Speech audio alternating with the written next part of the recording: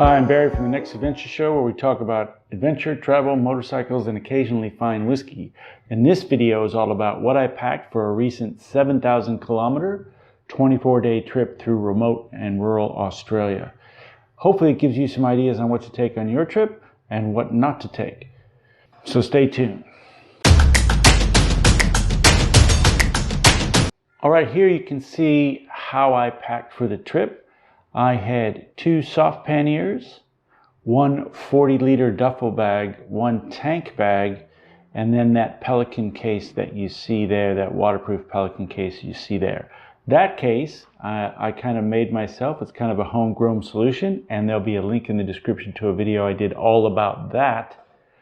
But that particular case carried all our drone and camera equipment because we were filming the trip to make YouTube videos. So if you're not filming your trip, then you don't need that at all. And I'll talk about that in a separate video. So we're just going to talk about the gear that I took. So there's the 2 panniers, the 40-liter duffel, the tank bag, and there's also a tool tube that held all the wrenches, some zip ties, some pliers, all that kind of stuff to hold those out of the, so I didn't have to put them in the panniers as well. And then I also found these 2 little accessory pouches that fit really nicely into the frame cutouts just below your knees there on either side of the bike. And I put some things in there that I didn't think I would use a lot, but wanted handy in case I needed them. So we'll have a look at that as well. So let's start with the requirements for the trip. 1, it was going to be a long trip, about 3.5 weeks. 2, we were going to be doing some camping, so we needed our camping gear. 3, we were going through some really remote parts of desert Australia, in the center of Australia. Places where if we were to have a problem or we were to have a breakdown, we could be there for a number of days before anybody came along, because we would be outside cell coverage, outside internet coverage, in some pretty remote places where there's not a lot of passing traffic. So we had to pack accordingly for that. So the very first thing I want to mention is that, a spot tracker. As I said, we were going to be outside phone coverage in really rural Australia, in the desert. And we're going to need some way to communicate if we did get in trouble. So this is a spot tracker. It's a pretty old one. We used it on the Peru trip several years back. But it still works, and it still did the job, and we still had to use it, actually. So we did have to use this, as you'll see in the Red Center road trip videos as well. So make sure you have some way to communicate if there's an emergency, whether that's phone or internet or a spot tracker. So that was very important that we had that, and I'm very glad we did, because we needed it. Secondly, let's talk about how I packed. I try to compartmentalize stuff so that if I knew I wasn't going to use it, they would group together in certain groupings, and if I wasn't going to use it, then I could just leave the bag closed. If I was going to use it, similar sort of things were all kind of grouped together. So let's start with the duffel bag. So this is the duffel. It's an OSA 40-liter waterproof dry pack. It's also got this air relief valve on this side. I did an unboxing video of this, which I'll link to here, and I'm going to do a full review of the bag. But it worked really, really well. And it's really tough and durable, and it kept all the red dust out and kept all the moisture out as well. And this held all the camping gear, so that if we weren't camping, if we were staying in a hotel or a pub or something like that, I didn't need to touch this bag. I could just leave it on the bike because it had all the camping stuff in it. If we were going to camp, then it was, when we got to the campsite, it'd be the first bag that I opened up and had all the tent and all that kind of stuff in it, and then I could set up the camping environment. And then worry about what was in the other bag. So let's have a look. So the first thing here, you'll notice on top there's another bag, and this held the first aid kit. So this bag sat on my seat right behind me where the passenger normally would go. And so right at the very top, on the very top, was this red bag, very conspicuous, very easy to see, and it held the first aid kit. So if anyone needed the first aid kit in a hurry, it was easy to see, easy to find, and would be on top of the bike regardless of which way the bike happened to fall, if it was me that fell over. It's waterproof, dustproof, and inside there was some additional items like lighters and matches and sort of things. But then this But then this is the first aid kit that we use. Pretty comprehensive. We were potentially going to be stranded for quite some time in certain parts of the trip, so it needed to be a pretty comprehensive first aid kit. I'll link to where I got it in the description, but I think it's a good one. Everything's organized into sections inside, and there's instructions inside as well. It also has MOLLE webbing on the back, so if you want to attach it somewhere else, you can do that too. But I wanted it inside a waterproof bag in case it did rain.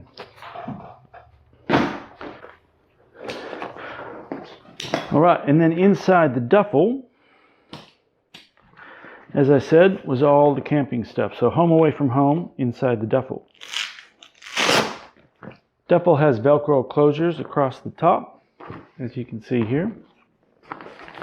So in here we had a camp chair, your standard kind of camp chair that you see in everyone else's videos. It's just a knockoff version, found it on eBay for whatever. Also a 24-hour ration pack, so if we were going to get stranded somewhere, we were good for food for a day or so without having to worry about that.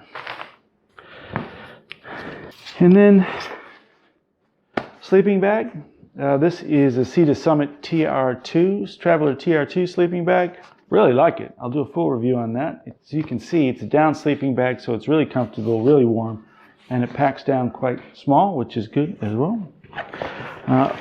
With that is the Sea to Summit sleeping mat. Now this is kind of my luxury item. You can see it's probably the single biggest thing that I own when I go camping. But super comfortable, and I'm a side sleeper as well, and I'm 6 foot tall, I weigh like 90 kilos, and I sleep on my side and I still don't touch the ground. It's a great piece of kit. It just takes up a lot of room, but I like it a lot. And then I also had this, which has a silk sleeping bag liner to go inside there if it's really cold, and inflatable pillow as well. And then the tent. This is a Nature Hike Monger 2 tent, and I really like it. I'll do a full review on that as well. But it's lightweight, it's compact, packs down pretty small. These are the poles in this bag. In here you've got the footprint, the tent, and the rain fly over the top as well as the stakes. So compact, lightweight, spacious inside, so I can bring all my gear inside so snakes and spiders and stuff don't crawl into it during the nighttime, or it doesn't get wet if it rains. Another kind of luxury item that I was trying to decide whether I was going to take or not is this foldable table. Now it does take up a bit of space. As you can see, it's not small, but it did come in super handy, and I'm glad I had it. So we were doing wild camping in certain spots where there was no picnic tables or anything like that. So this became very handy to cook on, organize stuff in the morning, put stuff on top of when you're getting packed up. I'm glad I had it, and I definitely would take it again. It's just a knockoff from a brand called FE Active, which I found on Amazon. I'll link to it in the show notes. But super useful, very, very useful, much more than I thought. If I had to decide between the chair and the table, I would take the table. And then lastly in here, I have some utensils that I use for cooking, knives, forks, fire starters, that sort of thing. And then the standard kind of Sea to Summit collapsible bowl, collapsible cup set for eating as well. And then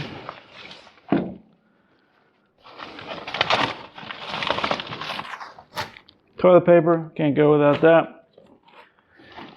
And then this little packing cube full of some camping stuff. And then I would also carry some additional food in here sometimes as well. And inside the little packing cube are a couple of cool items.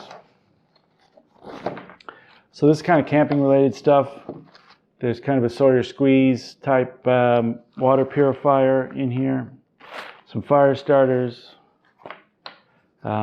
A light. This is actually a really cool light. It's from Hardcore Camping Light. So it can either run on batteries or a rechargeable battery pack. I just had the 3 AAA batteries in there, So I didn't have to worry about recharging it. You know, when you're stopping for fuel kind of every 300 kilometers, they're always going to have batteries in there if you need them as well. And if it did go out, I could just replace the batteries rather than having to recharge the battery pack. But the cool thing about this light is, one, it's got this little lanyard. You can hang it inside your tent. You could also wrap it around your handlebars if you needed to, like that. And it has a number of settings. One, you know, bright, dim, an orange light, which is good for keeping the bugs away at night, and also a flashing hazard orange setting as well. And then the other cool thing is that the backing is actually magnetic, so you can clunk it on your bike. If you need to work on your bike, you need to see into kind of a dark space in your bike while you're working, you can just put that on some metal part of your bike and it'll stay there as well. So pretty cool little gadget. And then the other cool little camping gadget is this thing. So it's your standard kind of multi-tool, you know, with a knife and a file and bottle opener, knife and a file and a can opener and all that kind of good stuff that you find on most multi-tools. And it's got these pliers here, but instead of normal pliers on one side, it's a hammer, which is good for driving in tent pegs. And then it's got the standard kind of claw pliers for pulling the tent pegs out. And then on the opposite side, it's got a little hatchet for hacking up kindling for your fire at the end of the day. So cool little gadget. I use that a lot. I like it. So that was what was in the camping bag and what was in the duffel bag. So if I didn't need to camp, I didn't need any of this stuff. If I wanted to camp, then that was the first thing I'd open. I'd be straight into camping gear and setting up camp for the night. Next is the right side pannier, which I use primarily for cooking and clothes. I was using these soft panniers by 21 Brothers, and I really like them. I'll do a full review of them as well. One of the things I really like about them is these external pockets on both sides. So you can put stuff you need to access easily or stuff you want to segregate from the rest of your packing into the outside pouches. So for example, this outside pouch had my rain gear in it. So I could just open that up. It started to rain, easy access to the rain gear inside that front pocket. The rear pocket I use to hold the cooking fuel. So I use a Trangia spirit burner cooking stove. So you need to carry the fuel with you. And I had these two fuel bottles. Two is probably a little overkill. Probably could have got away with one, but I did in a pinch empty out the metho out of one and put fuel in it, which I did actually end up needing. So I had an extra liter of fuel in here at one point, which I ended up using as well. And so I also wanted to keep that segregated from my clothes and things as well. So it sat in this outside pocket on the back. The panniers also have this outside pocket here, this accessory pocket in the front. I had a solar charger on here that I didn't really use it. I used it once. I could have easily not taken this with me. It would have been fine. I think if you're camping somewhere where you're going to be staying for a few days, then yeah, you would have that. But if you're on the move every day or so, you probably don't need that at all. As I said, inside the pannier is the clothes and the cooking equipment. So right at the very top, I've got a pair of flip-flops in a bag there and a pair of pants. So when I stop somewhere, easy access for me to pull the pants and the flip-flops out and get out of my riding boots and get out of my riding gear. Then I had a packing cube with 3 weeks worth of clothes in it, minus the pants, obviously. That worked out pretty well. I think I wore pretty much everything that I took. I could probably cut down a couple items in there, but you know, that's 3 weeks worth of clothes. So I think that worked out pretty well. Temperatures for the trip range from about 35 degrees Celsius in the heat of the day, in some places down to 1 degree Celsius overnight in the campsite. So I also had this. So in here is a down jacket, a little puffy down jacket, a pair of gloves, and a knit beanie for when things got cold. So if it was cold and I needed them, I knew right where they were. If it wasn't cold, I didn't have to unpack them. They weren't in there with the rest of the stuff. Hygiene kit, all your toiletries and that sort of thing in there. And then the cooking gear. So We were using a Trangia, just two of us, so we were using a Trangia 27 cook set, which I really liked. Very handy. They're good for cooking normal food, so you don't have to eat stuff out of a bag that you've had to rehydrate. You can buy normal food at the grocery store and take it to the campsite, cook it up. I've done a whole other video, which I'll link to in the description, about the kitchen setup that we used. And then lastly, another packing cube with with a few other cooking items in it. And most importantly, some whiskey. There's a whiskey flask in there, some whiskey glasses, some spices, coffee, tea, some scour rags, matches, lighters, that sort of thing. All the little extra stuff for cooking that you're going to need. So that was in my right-hand pannier.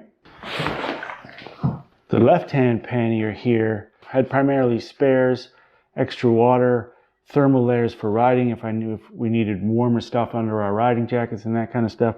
That was in there. So let's have a look at what's in this one. So on the outside accessory pocket, I had these cable locks from Rocky Creek Design, which are actually really nice, but I didn't need them. I shouldn't have brought them. Basically, you can use them for securing these panniers to your bike if you want to, if you're going to leave it unattended for a long period of time and you're worried about someone getting into it. Or you can lock your jacket or your helmet or whatever to your bike. Didn't use them at all. Probably shouldn't have taken them.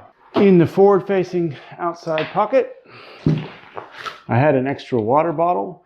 So my tank bag has a 2-liter hydration pack in it as well, but I don't really take that into the tent at night. So if I want something to drink while I'm in the tent, I'll have an extra liter of water in this Nalgene bottle here that I can take with me. So I usually have at least 3 liters of water on the bike. So as I said, we're pretty remote, sometimes up to 380 kilometers between towns.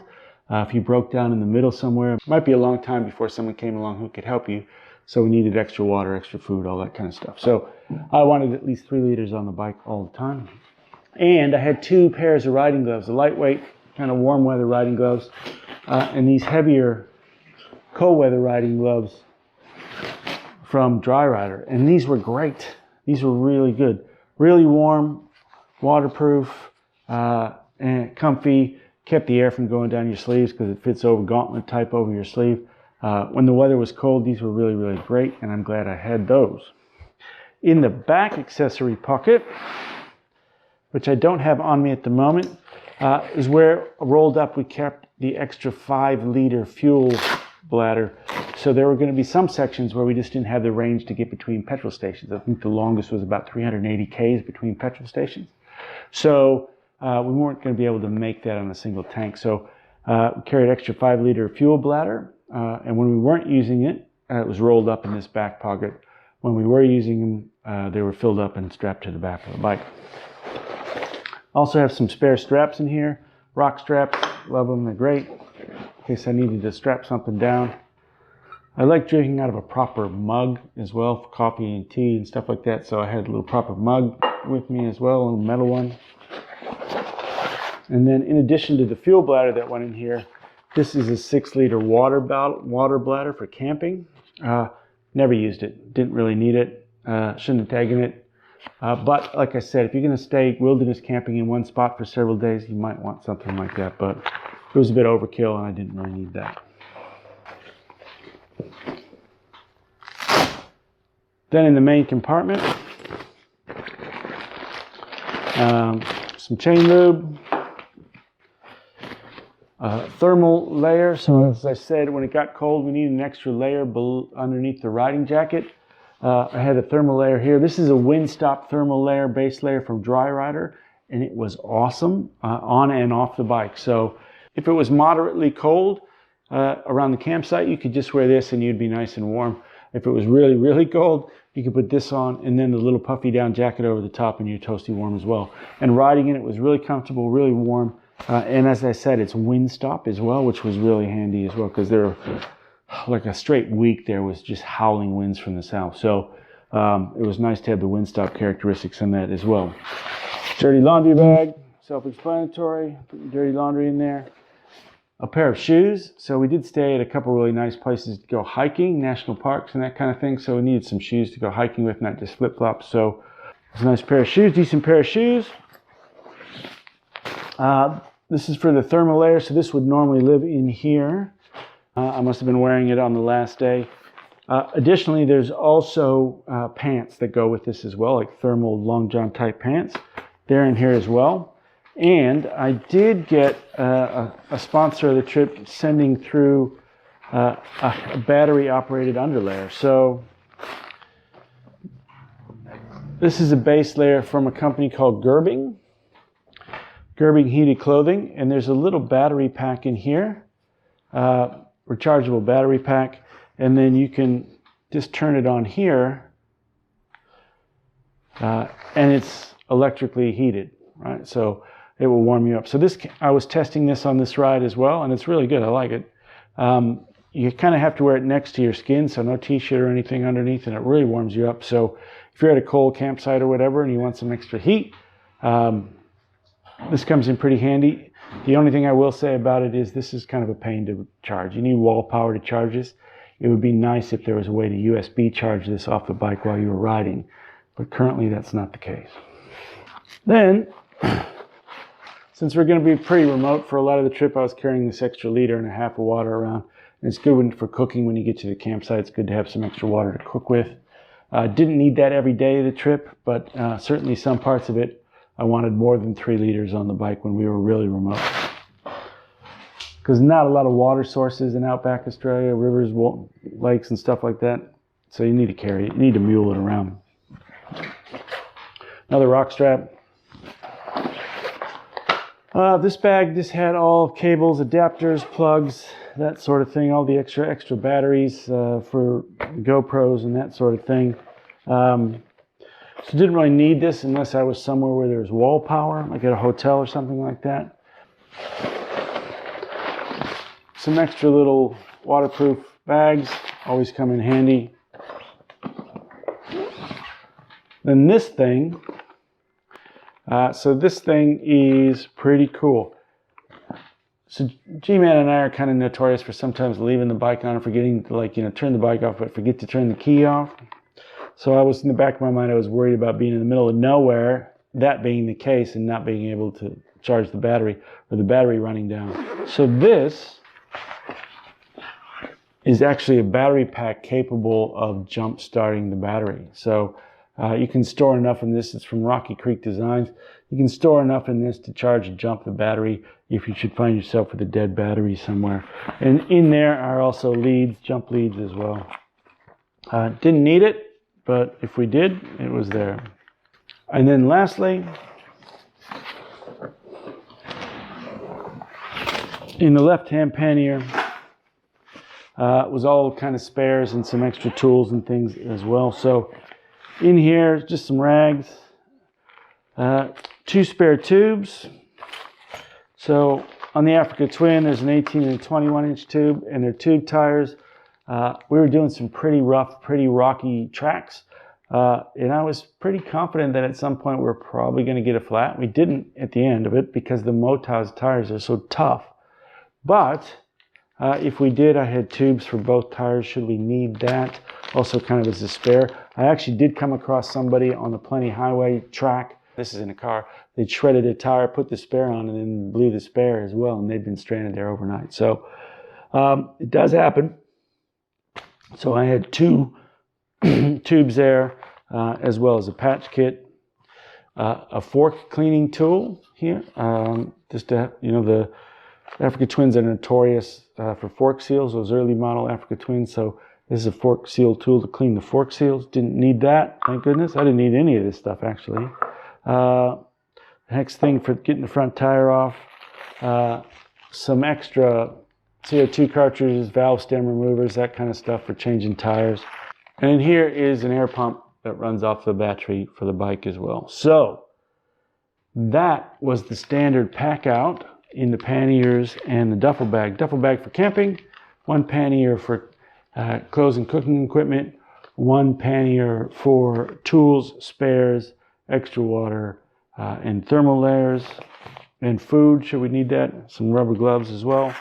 So we're pretty prepared for a remote area riding and the kind of breakdown we should get. The other cool thing that I found, let me just get rid of all this. were these things. So I found these on AliExpress. They're just cheap little bags with these Velcro loops that fit right inside the frame cutout under your knee. So they go right against, basically against the frame of the bike, inside of where your legs would go, Velcro to the frame. And they just hold some accessory stuff that I didn't think I would need very often or at all, just to have it out of the way and not taking up space in any of the other things. So inside here, inside this one, I'll talk about this in a second. Just a bungee cargo net if I wanted to put more stuff on the bike. Zip ties, some electrical tape, stuff I probably wouldn't need. Just want to keep it out of the way. And then this one, tow strap if I needed to tow G-mann out somewhere. Talk about this in a second. Space blanket if we needed a space blanket for something, or can also double as kind of a little awning or a little tarp to go over the bike to keep the rain off or whatever. Didn't need that either. And then this is just a spare fly net to go over your head to keep the pesky Northern Territory flies off your face while you're camping. Now these are very cool, and they're from a company called Eastbound. So one thing that always kind of takes up space and is awkward in size is tire irons, right? So these, believe it or not, are a set of tire irons and wrenches to get your tire off. So in this packet, we have the extension poles. And in this packet, you've got the spoons, the wrenches, this kind of bead holder thing when you're trying to keep the bead open. And then this bead breaker tool as well. So you can assemble these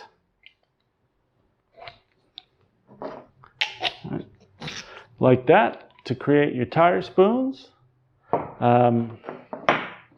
You can put them into this little bracket thing to create a bead breaker tool. And then to get the tire off, you can replace the spoon heads with the wrenches and wrench the tire off. And you can, if you want to get some extra leverage, you know, you can make one longer if you need to, if you need the extra leverage and stuff. Very cool. Very compact little set that you can take with you anywhere. So, didn't need them. Like I said, didn't have to change the tires. But very cool that they pack down so small and so compact, and then I had them in the accessory things. Then in addition, I had a tank bag, and I'll make a separate video about what was in the tank bag.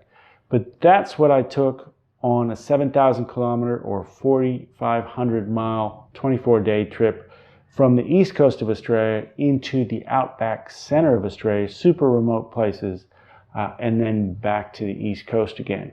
Used almost everything. A few things I didn't use, those cable locks, the solar panels, and if I was going to do it again, I would probably try to offload 10 or 15% of the stuff that I took, consolidate a little bit. But we did have to cater for being very remote and very self-sufficient for a number of days if we were going to have a breakdown. So that's what I packed. So if you've got some tips on what you like to pack and what you like to bring, your favorite little gadgets, leave me a comment down below, and don't forget to subscribe and hit the bell to get notifications so that we can see you on the next adventure.